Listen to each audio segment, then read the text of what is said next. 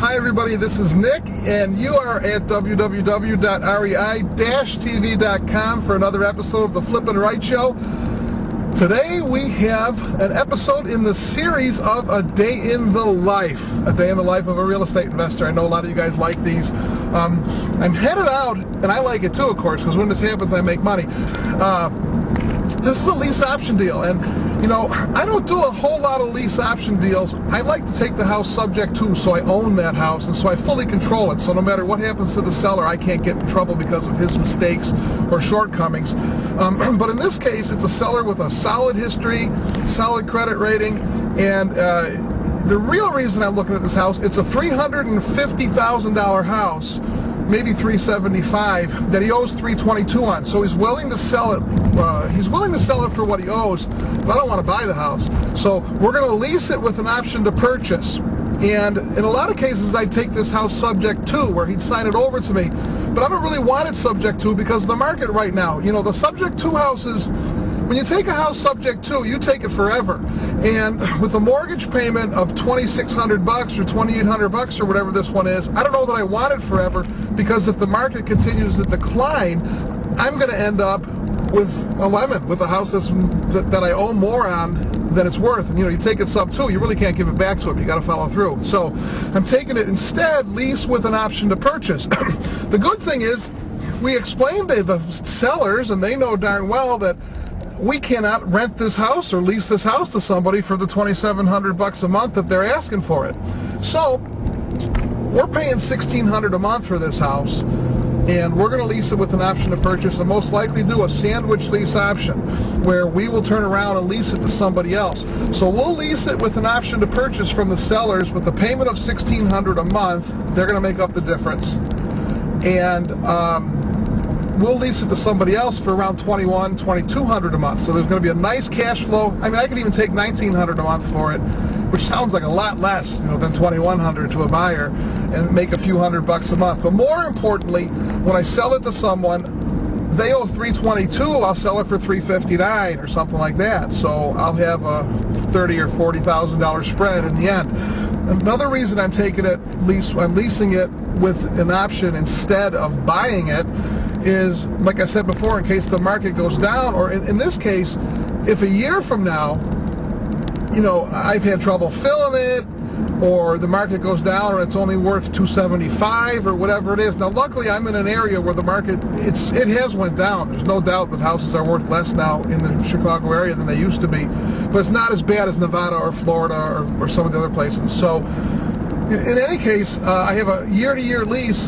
My option is to renew at the end of the year without an increase in rent, so it'll always be $1,600 to me. And but if at the end of the year, at the end of the second year, or whatever it is, it's not a valuable house in my portfolio, I'll just hand it back and walk away. So now, some of the safeguards we have in the mortgage here, or not in the mortgage, but in the agreement, the contracts, are that the first one is I can renew it at the end of the year at my choice. I can walk or I can renew it. It's a beautiful house. Secondly is we don't make the first payment and actually take responsibility for it until we find our tenant. And it's very clearly spelled out in the agreement that we don't start making payments until we have somebody ready to move in. So once I find my tenant to buy it for me with an option, lease with an option to purchase, I'll get my $8,000 or $10,000 or $12,000 up front from them as an option fee, and we're giving the buyer a $10 option fee to move in and to get into the deal. So that's the way you want to do it. So that's a little bit for you. Hey guys, I'm at the house and we're checking it out. We were just inside talking to the sellers. As much as I'd like to record the conversation I had with the sellers, I don't know how appropriate it was, but I explained to them that we'll do all the paperwork today, but we're not taking over the house until we find our buyer. And I also explained to them, I did explain to them the repair thing. I don't know if I told you this or not, but the way the repairs will work, anything over $400, they're responsible for it, because they are still landlords and they own the house. Now, when we find our tenant, they're going to agree to fix any repairs that are under $400. So really, it leaves me in the clear. But anyways, here's the house. We're out in front now, obviously. It's a nice property. Comes with a basketball hoop for those budding future pros. The folks want to move as soon as they can, and we did explain to them exactly how the program works and how the rent-to-own works. It's really a pretty house, and I really don't feel with me asking $19.50 or whatever it is that we'll have any trouble renting the property. And what I'm doing now is I gave the sellers. Sometimes sellers get a little uncomfortable. Sometimes I find that sellers get a little uncomfortable if I sit there watching them read the contract. So I always ask, do you want me to go through this contract with you? I don't call it a contract, I call it the paperwork or the agreement. But do you want me to go through the paperwork with you step by step and explain everything to you? Or do you just want me to give it to you and let you read it? And these folks said, well, we just want to read it. So at this point, I give a copy of the paperwork to the husband and the wife. I explained to them there's a lot of paperwork because we have to protect not only their best interests, but our tenants' best interests. And we're walking around the house, taking a video and taking a look around while they're reading the paperwork. So we'll go in and answer their questions, and knock on wood, we'll end up with signatures. Well, I wouldn't do a video without recording the dog, right? Here's the inside. Got a nice family room there, attached to a room that could be like a living room or a formal dining room. Real nice entranceway. I like that. People will like that when they come in. They like to give that big picture when they walk in the front door. And then, of course, we have the kitchen. The kitchen my wife would love. I'm sure we'll find someone's wife that loves them too. And what are those cabinets? Chestnut? Yes. Chestnut. All right.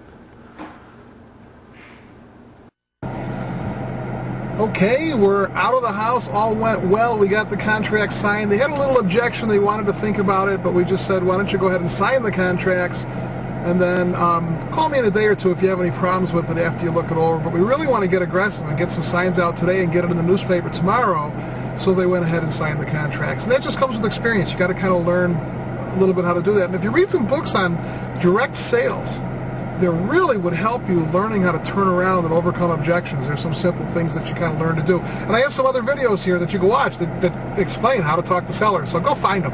Anyway, now we're going to go put some signs up, and like I said, we're going to get aggressive. We're going to find a buyer, at least a tenant, to rent this house from us. We're going to put some money in our pocket with the option fee, and then work with them a long time to get them financed. Let's go hang some signs. And here we are down on the corner, putting some directional signs up. I'm going to make another one here with an arrow and put it next to it real quick. And we'll be sending people down.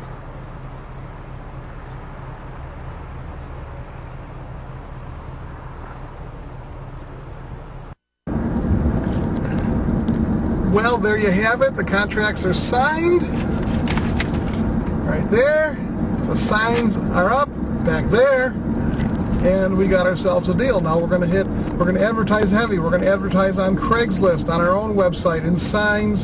We're going to advertise in the newspaper, and we may even do a mailing to the area around the house to fill this thing. Maybe send it out to some apartments and stuff.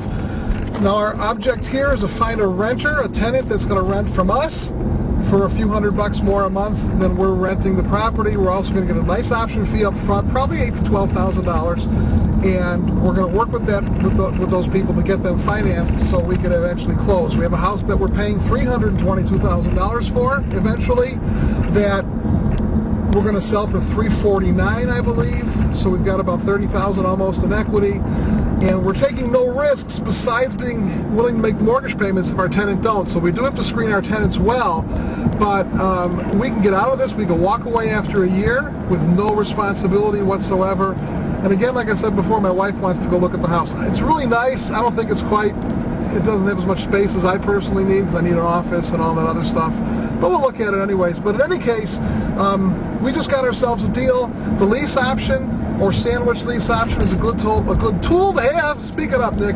A good tool to have in your tool belt, especially right now when there's so many people willing to let their houses go for cheap, and there's so many people that can't get their own mortgage. In any case, we got a nice lease option deal today. Thanks for watching. I hope this was helpful. I will update it. I'll let you guys know how this goes when we get a tenant in there, just like I'm updating you with our auction house from the last Day in the Life series. Thanks for watching. I'm Nick. It's the Flippin' Right Show, www.rei-tv. I'm out. Now go make an offer.